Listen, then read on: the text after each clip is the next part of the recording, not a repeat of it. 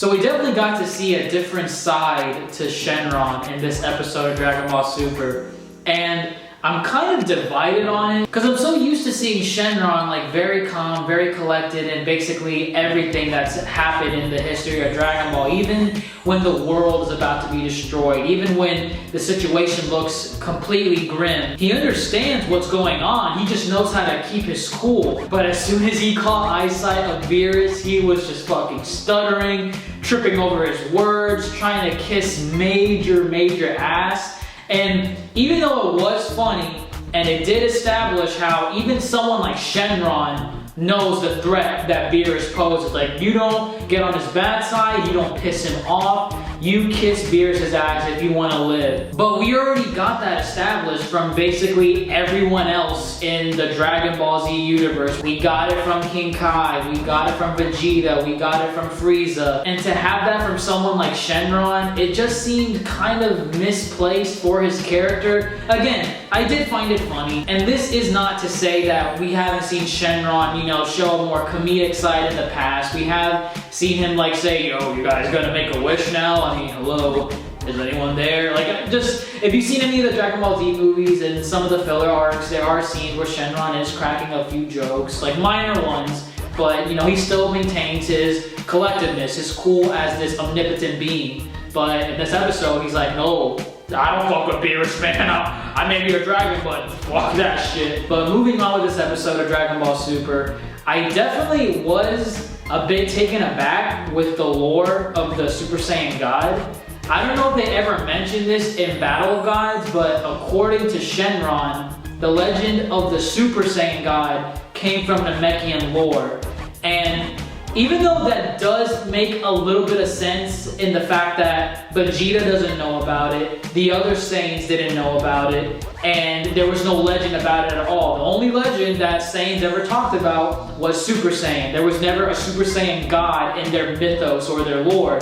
But to say that the Namekians knew about the Super Saiyan God, like it comes from their mythos, it just kind of seems weird. You would think that the Saiyans themselves would make that legend. They would pass on the legend of the Super Saiyan God, but apparently it came from Namekian lore, which, I don't know, to me it just seems kind of odd. You even have Bulma saying, yo, Vegeta, you're the prince of all fucking Saiyans. How do you not even know this shit, for real? And then the Super Saiyan God transformation was about to begin, and at first I was kind of taken aback when I noticed that there were only 4 Saiyans doing the transformation for Goku. Because if you haven't seen Battle of Gods, it took Vegeta, Gohan, Goten, Trunks, and the unborn baby inside of Videl, which we all know is Pan. And by the way, I love Gigi's attempt at trying to name Gohan's child by combining, I think it was Gohan and Goten's name, or Goku and Gohan's name, and she came up with Gomen.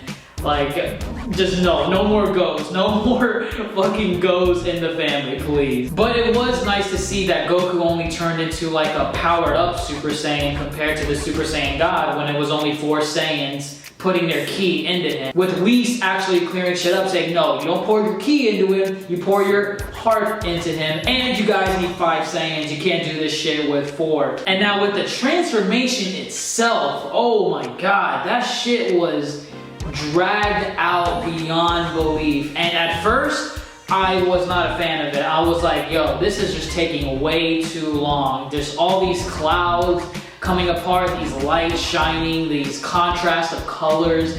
It was just getting really annoying. But then, once it got towards the end, and like the lightning started coming down, the night and day cycle started shifting, I started to realize, like, this actually makes a bit more sense. Because again, Super Saiyan God, I think we take this for granted, but Super Saiyan God, it's not really a transformation. It's not like, you know, Super Saiyan 3, Super Saiyan 4, this is Super Saiyan God, baby. Like, it's not a transformation you get through training. It's actually a godlike power. Goku is becoming a god. And what fitting transformation to undergo than time and space and just the weather and everything just going shit out of whack.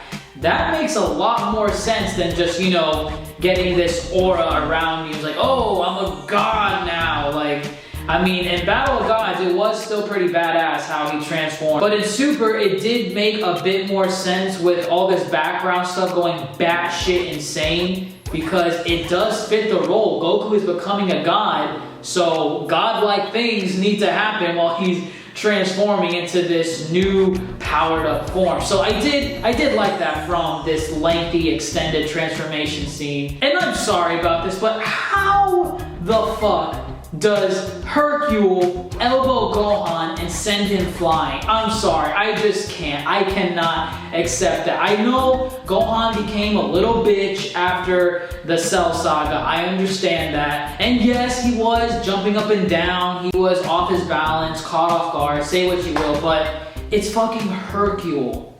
It's Hercule elbowing Gohan and sending him flying. I understand it's supposed to be a comedic scene. It's supposed to, you know, get a laugh out of the audience by, you know, Hercule being that overprotective father, sheltering Videl. And again, I understand it was supposed to be a joke, just for comedy, but it's Hercule, guys. It's fucking Hercule. But one thing that I will not give this episode props for is the art.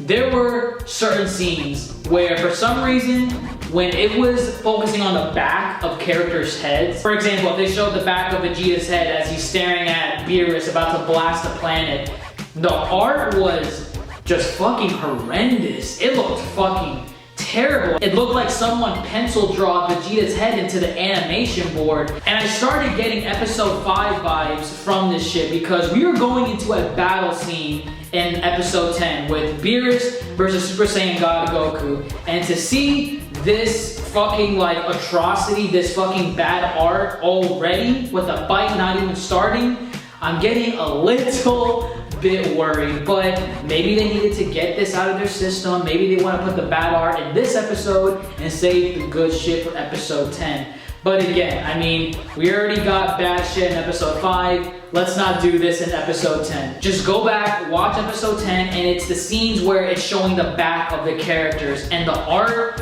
it doesn't even look like them. I don't know how they fucked that up. But aside from that, I'm hoping next week's episode is good, because again, it's round 2 of Goku versus Beerus, and I'm hoping, I am crossing my fingers, that the art and animation is on point, just like how the Vegeta and Beerus fight was. But one can only wish so much with Toei animation, because y'all already know that spiel. So overall, I'd say I give this episode between a 6 and a 7 out of 10. I mean, the art at certain points was just, like, they didn't even look like the characters at all. And the Super Saiyan God scene was extended quite a bit. It took up a good chunk of the episode, but I did like how all that batshit crazy stuff was going on in the background, so I'll give it props for that. So 6, 7 out of 10 at max. But let me know what you all think in the comments below. I really want to hear your thoughts on it. Did you like the extended Super Saiyan God transformation?